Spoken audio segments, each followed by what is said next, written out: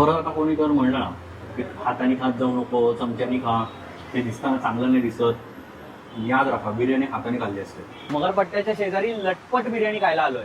फक्त नावामुळेच मला एवढी एक्साइटमेंट आहे ना, बघूयात काय येईल.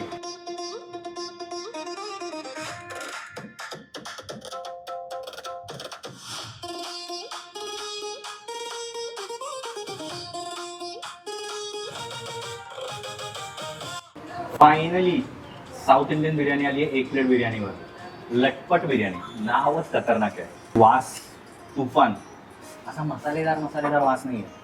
रेग्युलंट बिर्याणी ही दिलाय मस्तपैकी, सोबत दही कांदा. दही कांदा is a very Kolhapuri thing. लटपटची special Dindigul style mutton biryani. आपण राईस टेस्टची सुरुवात करूयात. घरगुती कसं असं वाटतंय, पण बिर्याणीचे फ्लेवर्स काय दमदार आहे त्याच्यामध्ये. हा हा, पूर्ण जिभेला फ्लेवर्सनी कोट करून टाकलाय माझ्या. आवडले हा राईस मला.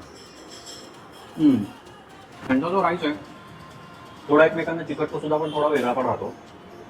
संपूर्ण भाताने अख्ख्या मसाल्यांची आणि मटणाची चव अब्सॉर्ब करून घेतलेली आहे. त्यामुळे I definitely give it 10 on 10. एकतर हे बोकडाचं मटण वापरतात आणि ज्या पद्धतीने मटण हे डिसइंटिग्रेट होतं याच्यामध्ये खूप भारी. हे असं मटण बनवायला ना हाय लेवलचं स्किल लागतं. मटण मसाला, मटणचा टेंडरनेस सगळ्याला मिळून 10 पैकी 10 मार्क आहेत. अजून एक पीसच पीस आहे त्या बिर्याणीमध्ये. अजून एक पीस. अख्ख्या ह्या 1 प्लेट बिर्याणीमध्ये 7 ते 8 मीठी असे मटणाचे पीसेस आहेत.